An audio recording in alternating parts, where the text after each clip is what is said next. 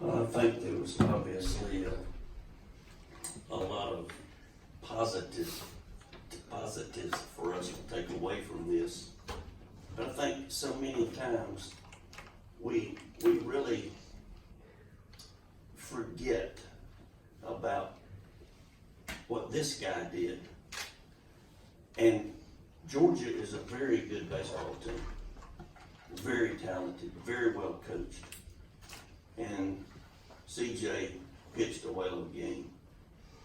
Certainly it was nice to get key hits and key plays. And Salvi had a lot to do with that. And Timmy, of course, had another exceptional night. But I think what we, as Florida State baseball, must not only remember, but be aware of. This tournament is a long way from being over. We know that. We know that the host school will be playing tomorrow. And we know we're gonna have to have the same effort in order to accomplish what we wanted to do. But it was certainly an encouraging game for us, but we just can't, as a friend of mine used to say, we just can't eat the cheese. We got to keep getting better. We've got to approach tomorrow's game with an idea that we got to get better. And let's hope that we can get the effort and a starting performance from our pitcher. Questions for Coach, student athletes? Mike, talk about the approach you guys had in the court. You've had a great year. Just talk about what you guys, convert amongst yourselves going in and what you're going to try to do to make them cut not a successful hit there.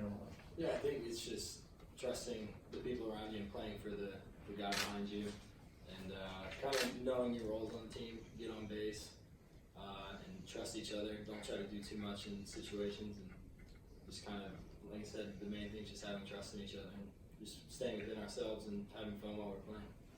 CJ, the last 8 starts, it feels like the bigger the competition, the better you pitch. I know you're an emotional guy the way you like to pitch. Just how do you use that type of environment like tonight and then use that to your advantage?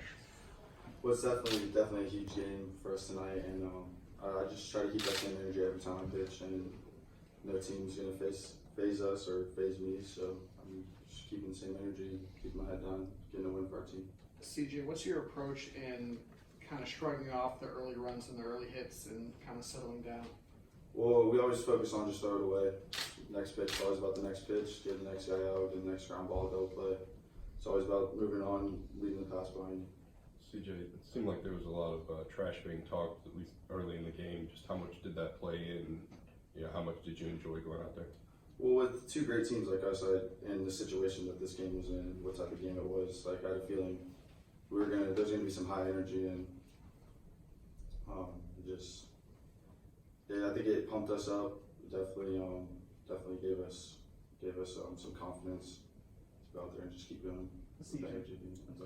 CJ, obviously, I mean, you're not going up against him, but you knew how good the opposing pitcher was tonight. Is that something you really can use as motivation for yourself going into a game? Absolutely. I knew he was a good guy and great pitcher, and knew he was going to throw strikes and do his best against us. But yeah, it's definitely some more motivation going up against a top guy like that too. Tim, I think the bottom 3 in y'all's order had 9 RBIs tonight. What can you say about the spark that, the lift that gave to the team tonight? No, it was huge. Definitely our role at the bottom of the order is to turn it over to Mike and the guys. So I think we did a good job of that tonight. Your home run was kind of the spark plug for the offense. It was the first run of the game. At what point did you guys kind of know as a lineup that, okay, we're seeing Hancock pretty well, we can see his pitches? From the get-go, we knew he's a dog on the mound for sure. He's a great pitcher. We were just trying to attack him early, not let him get ahead in the count. I think we did that well in the first inning, just kept it rolling. Mike, what does it do for you guys seeing the 7, 8, 9 hitters hitting the way that they're hitting right now? I think like I said, it sparks everybody on the team, and hitting is definitely contagious, and you get energy and you get moments like that when those guys come through big. And I mean, when you hope just have your whole lineup click at once, and we're just, It's kind of what seems to be happening. 11, similarly, I mean, with Carter, Tim, and really even Nander, what they did tonight at the bottom of the lineup, you see so often the first-year players kind of hit that wall and never really got all the way through it. Just seeing what they did tonight, and what did that mean? Kurt, I think it's about watching 18, 19-year-old young men mature as baseball players. We're still seeing mistakes, but at the same time, you're seeing outstanding plays. Take Posadas for an example. A play he made up the middle was big time. And trying to figure out how our shortstop got an error, but I might want to talk to the official scorer because that was a long way to go to get that ball. And if I'm a hitter, I'm like, I'm say dang go. But anyway, it was a well played game defensively for us, and certainly great job of pitching. Tim, I think Coach, you've been in this position a lot, win the first 2 games of a regional. How does it change your approach when you win the first 2 games as opposed to, having to go through the loser's bracket? Well, obviously, I look back to the Florida series, and when you lose, you don't ever forget it.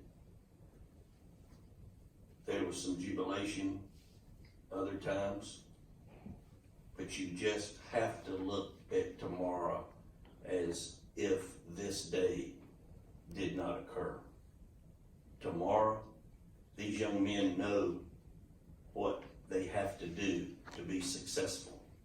We know we can't give 4th and 5th outs. We know we've got to be aggressive in some spots. RBI situations. I like the way we're playing now. Obviously, that's probably an understatement, but nothing has been decided. For Coach Martin, obviously if you could be the host team, you'd want to be, but is there something to be said for when you're on the road and theoretically not the favorite? Is it easier for the team to be relaxed in that scenario, you think? If you have a veteran team, I would have to say yes, that does work in your favor. When you have 4 freshmen starting, I don't think I can say that.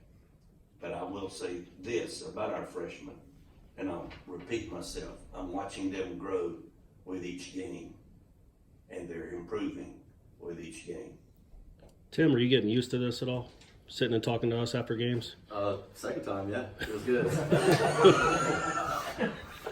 What do you think? What do you think your home run did? He had kind of looked at your dugout a couple times after the first 2 innings after getting out of jams, Right. And then you start that very next inning with a home run to right. What do you think that just did for the team? It was definitely a spark. Just got to be there when the team needs you most. So saw a fastball to hit early in count, just went after it, and good things happen. And CJ and Mike, I guess if y'all could talk about that too, what his home run did to just the energy of the dugout. Maybe CJ, you particularly, you seemed to pitch with a little more fire after you got back on the mound. Absolutely, it was absolutely huge, especially from a guy like that. He's been hot for us lately, and definitely we kind of anticipated it, him getting a hit definitely, but that ball leaving the yard definitely sparked us up, definitely. Time for 2 more questions. Tim, I mean, you described last night, I think it's surreal. How do you describe, adding on now to the last 2 days, really? Just how do you put that into words? I just look at today as a total team win, success for all of us. But we just got to put it in the rearview mirror after today and go back to work tomorrow. I'll have work to do. 11-8 decision on who gets the ball tomorrow. We have not decided yet. When we get back to the hotel, we'll make that decision. I apologize for not being able to. Could be a so-called either-or situation, but we do have some young men that are rested. Thank you, John.